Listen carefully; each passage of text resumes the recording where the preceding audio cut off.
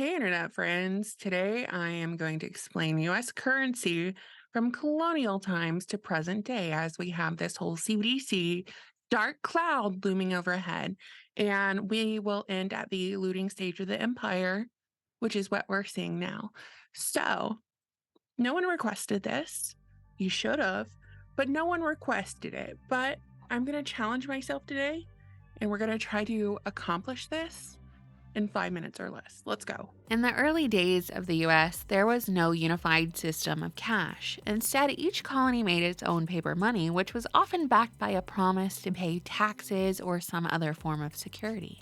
As a result, there was a lot of inflation and fake money, so in 1775, the Continental Congress tried to make a national currency by printing the Continental currency, but this currency quickly lost value because it was printed too much and people just didn't trust it. By the end of the Revolutionary War, it was almost useless. Following the Revolutionary War, the US Mint was established by Congress and they gave authorization for the creation of a national currency that would be based on a decimal system. So they had coin offerings which included copper half-cent, 1-cent pieces, as well as silver, half-dimes, quarters, half dollars, and gold eagles, half eagles, quarter eagles, and double eagles. But what you need to know here is that their money was backed by silver and gold. So their worth was directly linked to the worth of the metal. Eventually, there was paper money in addition to coins, and in 1791, the first Bank of the United States was established and given the authority to issue these banknotes. And these banknotes could be exchanged for gold or silver. My favorite president, the 7th President of the United States, Andrew Jackson, was recognized not only for his willingness to duel pretty much anyone, but for his hatred of banks and centralized financial power during his tenure. He believed that banks were susceptible to corruption and mistreatment, therefore they posed a significant danger to our personal freedoms. He was a vocal opponent of the establishment of the Second Bank of the United States in 1816, and he just saw central banking as centralized power. Centralized banking gave too much power to affluent elites and financial speculators. He believed centralized banking was unconstitutional, and it was directly against the fundamental principles of our constitutional republic. In other words, he spit in the face of these centralized bankers. He knew they were up to no good. Unfortunately, we didn't have many presidents that held Andrew Jackson's convictions.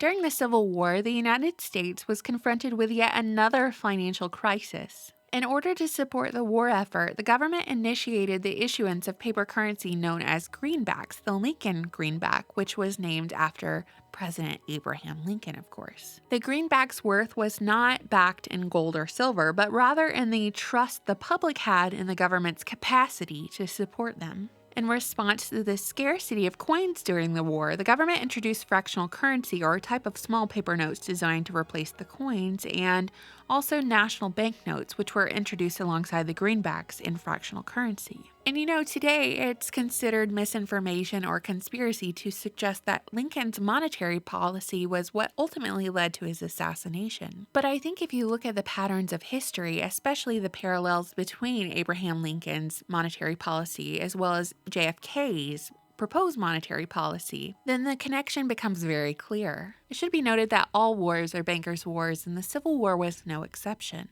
You see, bankers profit handsomely from war because they are able to make loans available to all sides of the war effort, and they are able to collect interest on those loans. In the aftermath of the Civil War, it's very clear that bankers and titans of industry set their sights on the New World, on the United States. How does one control a country? They do so through the money. It's what the populace works their entire lives towards. It's equated to our energy output, how we keep our families safe and comfortable, food on the table. So in the aftermath of the Civil War, the small cabal set their sights on the United States, and through the destruction, through the rubble, through the chaos, out of which was order and control for this small group. This small window of opportunity for this one group to seize all of it. At the turn of the century, the United States government formally embraced the gold standard. In 1913, this small group, this small cabal that I was talking about of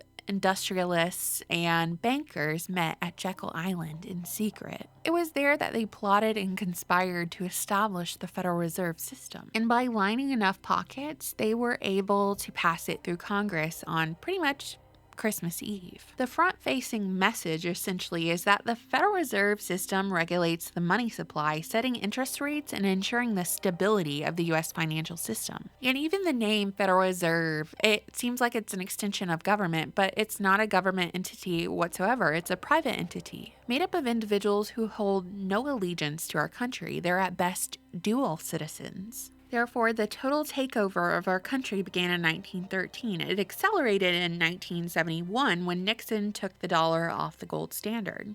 And what really sealed the deal for the death of the dollar was 2020. Of course, in present day, the currency of the United States is comprised of both physical coins and paper bills. Our coins are the penny, the nickel, dime, quarter, half dollar, dollar. No one uses the dollar coin. And on our money, on our paper money, the iconography couldn't be any more occult. But what gave the U.S. monetary system such a boost is it was the default global currency. All the countries around the world did their trades in the U.S. dollar, especially in oil. This gave the dollar political leverage on the global stage. But now, as our economy is in turmoil, our government has been infiltrated from every angle, and our dollar is supported by absolutely nothing. No gold, no silver, just the confidence to exchange it for goods and services, and that confidence is waning. We are truly in the looting phase of the empire, because the Federal Reserve System is not a system designed to last forever. It's the snake eating its own tail. And as we approach this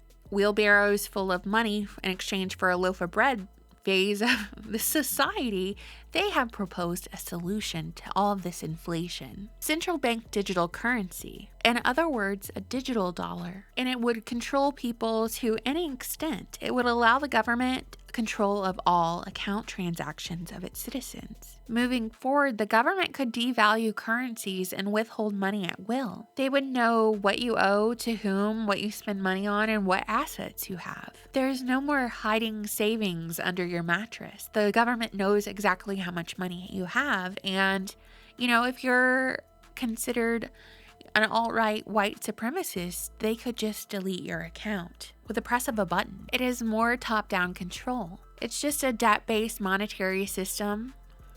It's a debt-based monetary system and its death throes, and this is its final solution. So that, internet friends, is U.S. currency from colonial times all the way up till now, and even a little bit in the future. All in under 5 minutes, I hope. Let me know what you think, internet friends. I always look forward to your comments. Thank you so much for watching, subscribing, supporting my channel on Patreon, and purchasing my book, The Deep State Encyclopedia. Bye!